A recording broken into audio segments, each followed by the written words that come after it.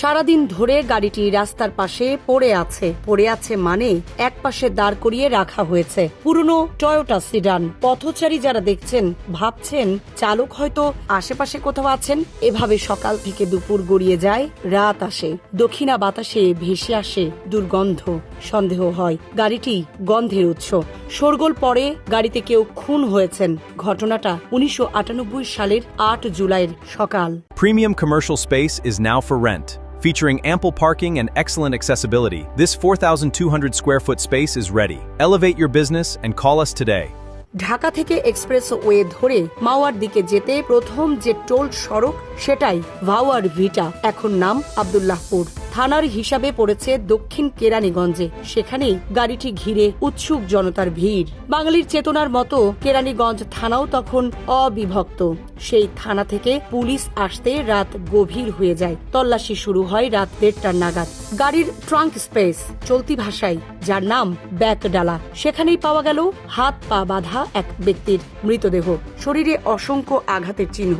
গাড়ির ভেতরে মদের বোতল আর কিছু কাগজপত্র ছড়ানো। চাবিও ঝুলছে লকের সঙ্গে। মৃতদেহের প্যান্টের পকেটে মানি ব্যাগ, তাতে কিছু ভিজিটিং কার্ড। নাম লুৎফর রহমান ভুইয়া, সাবেক সংসদ, জাতীয় পার্টি। ভিজিটিং কার্ড পেয়ে গরম হয়ে ওঠে পুলিশের ওয়াকি টকি। খোঁজ খবর শুরু হয়। রাত শেষ হওয়ার আগেই পুলিশ নিশ্চিত হয় এই ব্যক্তি ফরিদপুরের ভাঙ্গা উপজেলার সাবেক চেয়ারম্যান লুৎফর রহমান ভুইয়া। 1986 সালে ভাঙ্গা থেকে জাতীয় পার্টির সাংসদ নির্বাচিত হয়েছিলেন। এলাকায় যার পরিচিতি কালা ফারুকে হিসাবে। ঢাকার ওপর মহলে তিনি তখন প্লে বয়। রাত ভর পার্টিতে মত্ত থাকেন। তার মাতাল হয়ে রাস্তায় চলাফেরা করার খবর পুলিশের নখদর্পণে। কালা ফারুকের আদিবাস ফরিদপুরের ভাঙ্গা উপজেলার ঘাড়ুয়া ইউনিয়নের গঙ্গাধরদী গ্রামে। পিতার নাম আব্দুর রব ভুইয়া। তার বাবা এলাকায় আর ভুইয়া নামে পরিচিত। বাবা অগ্রণী ব্যাংকের বড় কর্মকর্তা ছিলেন। তার 5 সন্তানের মধ্যে কালা ফারুক সবার বড়। কালা ফারুকের স্ত্রী মনোয়ারা ভুইয়া পপি, তবে তার সঙ্গে সম্পর্ক নেই বললেই চলে। 1.5 বছর ধরে কালা ফারুক আলাদা থাকেন। কোথায় থাকেন তা তিনি জানেন না। 3 ছেলে নিয়ে তিনি থাকেন। কালা ফারুক বাসায় না এলেও সংসার চালানোর খরচ দেন। স্বামীর সঙ্গে বিবাদের কারণ বললেন ফারুকের বেপরোয়া চলাফেরা। বললেন অনেক মেয়ের সঙ্গে তার অনৈতিক সম্পর্কের কথা তিনি জানেন। তার ধারণা এসব নিয়েই তিনি খুন হয়েছেন। বললেন মডেল ফ্লোরাকে ধরেন, তিনি সব জানেন।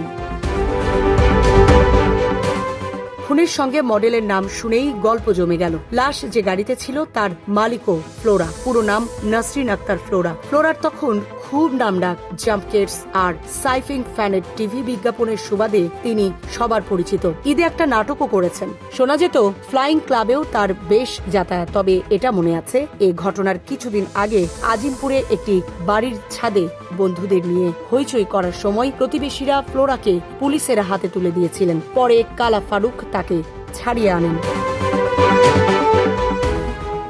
কালা ফারুকের লাশ উদ্ধারের 4 দিন পর 12 জুলাই ফ্লোরাকে গ্রেফতার করা হয়েছে। প্রাথমিকভাবে ফ্লোরা স্বীকার করেছেন কালা ফারুকের সঙ্গে তিনি 1.5 বছর ধরে লিভ টুগেদার করছেন, কিন্তু খুনের কথা তিনি জানেন না। পুলিশকে বলেছেন ফরিদপুরে যাওয়ার কথা বলে ফারুক তার গাড়ি নিয়েছিল 2 দিন আগে। গাড়িটি কাটাবনের একটি গ্যারেজে ছিল। সেই গাড়িতে কি করে লাশ রাখা হলো তা তিনি জানেন না। তবে ফ্লোরা পুলিশকে বলেছেন উর্মি ও স্নিগ্ধার নামের আরো 2 মেয়ের সঙ্গে সম্পর্কে জড়িয়েছেন কালা ফারুক। খুনের সঙ্গে এদের হাত থাকতে পারে।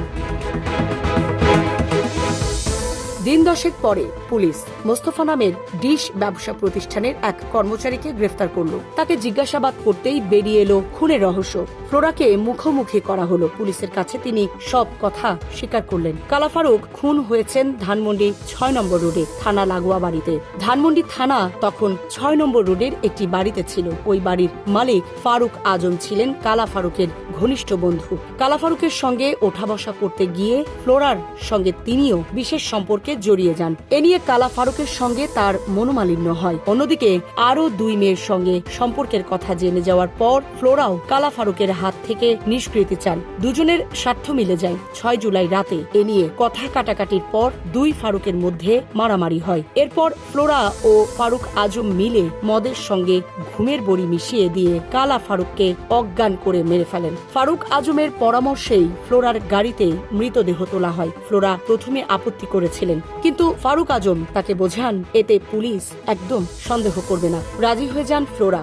ফারুক আজম নিজে গাড়ি চালিয়ে কেরানীগঞ্জের রাস্তার পাশে গিয়ে মৃতদেহ সহ গাড়িটি রেখে আসেন। জীবন অবাক না করলে কে করবে? 28% মিল্ক ফ্যাটের অবাক করার সাথে ফ্রেশ মিল্ক পাউডার। জীবন অবাক করুক প্রতিদিন। গ্রেফতার করা ফ্লোরাকে আদালতে পাঠানো হয়। ফ্লোরার বাবা ফরহাদ হোসেন ছিলেন ঢাকা জেলা জজ কোর্টের অফিস সুপারিনটেন্ডেন্ট। তিনি ম্যাজিস্ট্রেটের কাছে কান্নাকাটি করেন মেয়েকে রিমান্ডে না দেওয়ার। আদালত তাকে রিমান্ডে না দিয়ে কারাগারে পাঠান। এরপর পুলিশ কালা ফারুকের মামলা নিয়ে আরো কয়েকজন আসামি ধরে, অভিযোগপত্র দেয়, বিচারও চলতে থাকে।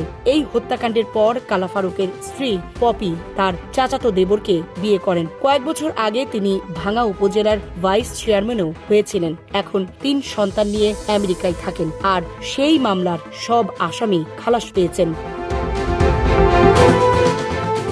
সামরিনা প্রীতি, ঢাকা এক্সপ্রেস।